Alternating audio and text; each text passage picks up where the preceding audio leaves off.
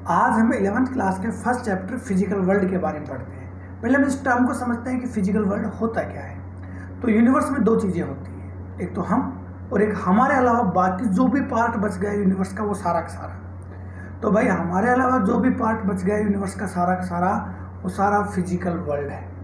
उसमें सब कुछ आ गया, गैलेक्सी, सन, मून, सोलर सिस्टम, अर्थ, रिवर्स, सी, ओशियन, माउंटेन्स, विंड, एटमॉस्फेयर, सड़कें, रेनबो, वोल्केनो, टाइड, सब कुछ आ गया उसके अंदर। तो वो जो सारा पार्ट्स है यूनिवर्स का हमारे अलावा फिजिकल वर्ल्ड है। इसमें बहुत सारी ऐसी चीज़ें होती रहती हैं जो हमें अचंभित करती हैं और उन्हें जानने की हमारी क्यूरियोसिटी बहुत ज़्यादा होती है और आज से नहीं सदियों से रही है और लोगों ने उन चीज़ों को जाना। ऐसे एक आदमी नॉर्थ में गया, उसने देखा कि बहुत सारे रिवर जैसे गंगा, यमुना, ब्रह्मपुत्र, ये सब river north to south flow होती है। तो उसने एक लॉ बना दिया कि रिवर्स जो है नॉर्थ टू साउथ फ्लो होती है। बाद में जब उसने साउथ में जाकर देखा तो उसको मालूम चला कि एक रिवर वहाँ पे साउथ टू नॉर्थ भी फ्लो होती है, कुछ रिवर ईस्ट टू वेस्ट, कुछ वेस्ट टू ईस्ट भी फ्लो होती हैं। फिर किसी ने इस चीज़ को एक्सप्लेन किया कि जो वाटर जो है वो हायर लेवल से लोअर लेवल की तरफ फ्लो होता है हमेशा, और फिर चाहे कोई नदी हो, झरना हो, कुछ भी हो, वो उसमें जो वाटर है वो हमेशा हायर टू लोअर लेवल की तरफ ही फ्लो होगा, उसका डायरेक्शन से कोई लेना देना नहीं है। तो लोग ना ऐसे हम बहुत सारी चीज़ें हैं, जैसे कि अगर हम एटॉमिक स्ट्रक्चर के बारे में लेते पहले जेरी थॉमसन आए, फिर रदरफोर्ड आए, फिर नेल बोर आए, बहुत सारे साइंटिस्टों ने आकर के इन चीज़ को एक्सप्लेन किया। ऐसे लाइट के बारे में ले तो पहले कॉर्पकल्स थ्योरी न्यूटन के द्वारा दी गई, बाद में हाइजेन ने वेव थ्योरी से उसको एक्सप्लेन करने की कोशिश की, फोटो इलेक्ट्रिक इफेक्ट वो एक्सप्लेन नहीं कर पाई, उसके लिए हमें ड्यूअल नेचर ऑफ लाइट का सहारा लेना पड़ा। तो ये सब चीज़ें हैं कि अगर कोई चीज़ एक चीज़ तरीके से एक्सप्लेन नहीं हो पा रही तो हम उसको दूसरे मेथड से सॉल्व करने की कोशिश करते हैं। साइंस क्या है? साइंस एक ऑर्गेनाइज्ड नॉलेज है जिसमें बहुत सारे नेचुरल फेनोमेनॉन को एक्सप्लेन किया गया है। अब नेचुरल फेनोमेनॉन तो पहले ही हो चुके, जो चीज़ें पहले हो चुकी हैं, हमें मालूम है कि सन से अर्थ पे लाइट आती है, वो लाइट पहले से ही है। हमें मालूम है वाटर जो है वो higher level to lower level flow होता है। और वो क्यों होता है, सन से अर्थ पे लाइट कैसे आ रही है, उन चीज़ों को जो एक्सप्लेन किया गया है वो जो ऑर्गेनाइज्ड नॉलेज है वो साइंस है। तो what is science? Science is an organised knowledge of various natural phenomenon. और ये नॉलेज हमने कैसे लिया?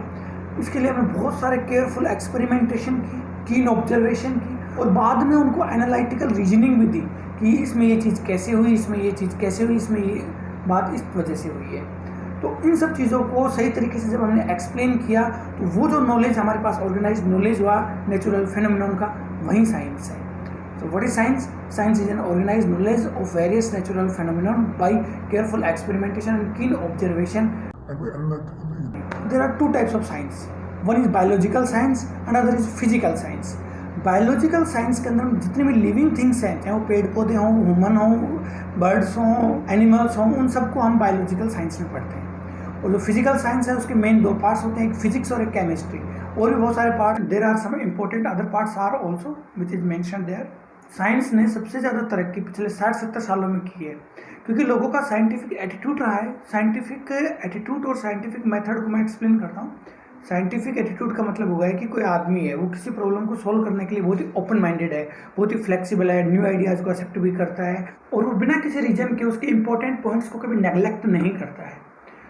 सो ये जो साइंटिफिक एटीट्यूड है लोगों में वो डेवलप हुआ पिछले 60-70 सालों में, और उन्होंने हर चीज़ को एक साइंटिफिक मेथड से एक्सप्लेन।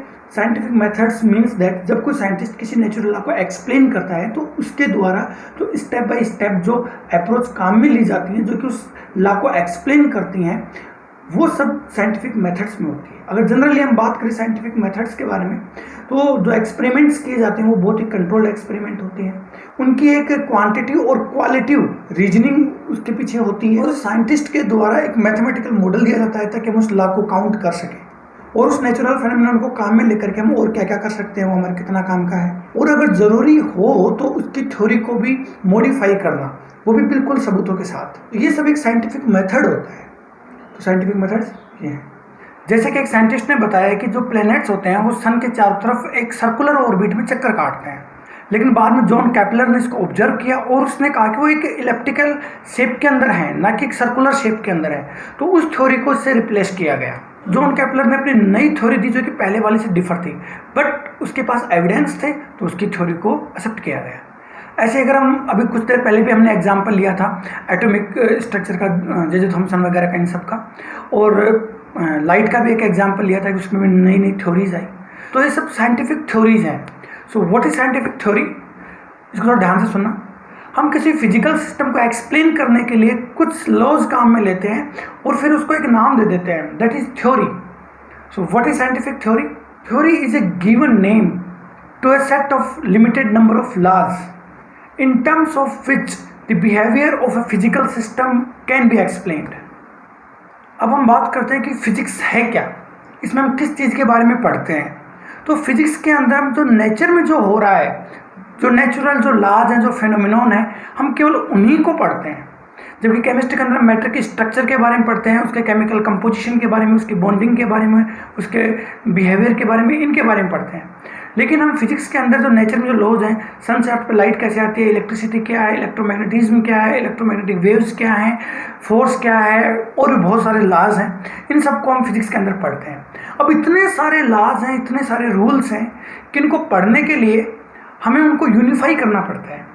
अगर हम बात करें तो हमारे बेसिकली हमारे पढ़ने के दो तरीके होते हैं फिजिक्स में। एक होता है यूनिफिकेशन और दूसरा होता है रिडक्शनिज्म। यूनिफिकेशन क्या है कि हम चाहते हैं कि फिजिक्स के अंदर हमारे पास कम से कम लॉज हों, कम से कम रूल्स हों। हम चाहते हैं कि एक ही फॉर्मूले से हम सब चीज़ को एक्सप्लेन कर दें, एक ही लॉ से हम सब चीज़ों का एक्सप्लेन कर दें। लेकिन अभी तक तो ऐसा बना नहीं है, हो सकता है आप बना दो। लेकिन फिर भी हम कोशिश करते हैं, हमारे जो साइंटिस्ट हैं वो कोशिश कर रहे हैं कि कम से कम लॉ हो, कम से कम रूल हो चीज़ों को एक्सप्लेन करने के लिए। इसे हम बोलते हैं यूनिफिकेशन। जैसे कि हम बात करें कि सन के चारों तरफ जो प्लैनेट्स हैं वो रिवॉल्व करते हैं क्योंकि उन पर सेंट्रीपिटल फोर्स लगती है, ग्रेविटेशनल जो फोर्स है वो सेंट्रीपिटल फोर्स होगी। ऐसे एक एटम के अंदर जो न्यूक्लियस जो होता है वो इलेक्ट्रॉन पे एक इलेक्ट्रिक फोर्स लगाता है, वो वहाँ पे वो जो इलेक्ट्रिक फोर्स होती है वो एक सेंट्रीपिटल फोर्स का काम करती है। तो इनको यूनिफाई किया गया। हम पहले इलेक्ट्रॉनिक्स को अलग पढ़ते थे और मैग्नेटिज्म को अलग पढ़ते थे। बाद में क्या किया, इन दोनों को कंबाइन किया गया ताकि हमारे पास कम से कम लॉ हो, कम से कम रूल हो और एक रूल से ज़्यादा चीज़ें हम एक्सप्लेन कर सकें। और ये हमारी शुरू से कोशिश रही। अब दूसरी बात करते हैं हम रिडक्शनिज्म की। इसमें क्या होता है कि जब हम किसी चीज़ के बारे में स्टडी करते हैं तो हम उसको डिवाइड करके पढ़ते हैं, उसको तोड़ तोड़ के उसके बारे में अलग अलग पार्ट्स के बारे में पढ़ते हैं। जैसे कि हम हमारी बॉडी के बारे में बात कर लें, आई का फंक्शन अलग पढ़ेंगे, ईयर का फंक्शन अलग पढ़ेंगे, नोज का फंक्शन अलग पढ़ेंगे, डाइजेस्टिव सिस्टम अलग पढ़ेंगे, रेस्पिरेटरी सिस्टम अलग पढ़ेंगे। ठीक है, तो ये सब चीज़ें हैं जिनको हम अलग अलग डिवाइड करके पढ़ते हैं। ऐसी कार है, उसमें म्यूजिक सिस्टम का एक अलग सिस्टम है, एसी का अलग सिस्टम है, उसके इंजन का जो वर्किंग जो सिस्टम है वो एक अलग सिस्टम है, उसके जो साइड में मिरर लगे हुए हैं उनका एक अपना अलग सिस्टम है। तो अगर हम जब हम इसकी स्टडी करेंगे तो उन सब पार्ट्स को अलग अलग करके पढ़ेंगे हम। अगर एयर बैग लगे हुए हैं तो उनका फिर अपना एक अलग सिस्टम है। तो इन सबको हम इंडिविजुअली पढ़ेंगे। तो जब हमारे पास कोई कॉम्प्लेक्स प्रॉब्लम होती है तो हम उसको डिवाइड करके पढ़ते हैं। तो वो जो सिस्टम होता है रिडक्शनिज्म। तो फिजिक्स में भी हम चीज़ों को दो तरीके से पढ़ते हैं। हम चाहते हैं कि हमारे पास कम से कम लॉ हो, कम से कम फॉर्मूले हों, कम से कम रूल्स हों, जिससे हम ज़्यादा से ज़्यादा चीज़ों को एक्सप्लेन कर सकें। तो हम उनको यूनिफाई करते हैं, एक दूसरे से कंपेयर करते हैं। तो वो जो होता है वो होता है यूनिफिकेशन। और रिडक्शनिज्म जैसा कि मैंने आपको बताया, हम उनको डिवाइड करके पढ़ते हैं।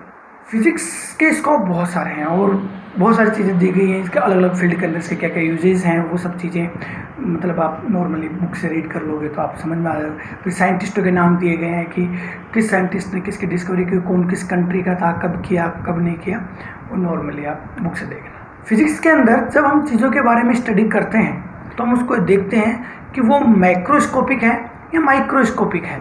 मैक्रोस्कोपिक का मतलब होता है कि उन चीज़ों को हम छू सकते हैं, टच कर सकते हैं, लेबोरेटरी में ले जा सकते हैं, उनको हम वेट कर सकते हैं, देख सकते हैं, वो सब चीज़ें माइक्रोस्कोपिक होती हैं। और माइक्रोस्कोपिक वो चीज़ें होती हैं जो हमें दिखाई नहीं देती हैं, जैसे कि एटम, इलेक्ट्रॉन, प्रोटॉन, हीट, ये सब चीज़ें। तो ये जो चीज़ें होती हैं ये होती हैं माइक्रोस्कोपिक चीज़ें।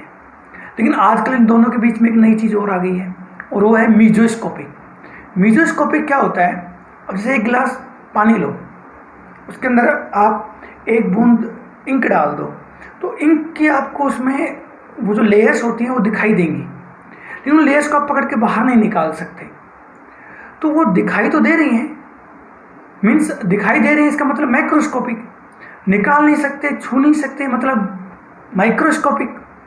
तो इन दोनों के जो बीच में है, जो माइक्रोस्कोपिक और माइक्रोस्कोपिक के जो बीच में है, उसको एक आजकल साइंटिस्टों ने नया नाम दिया, दैट इज मीजोस्कोप।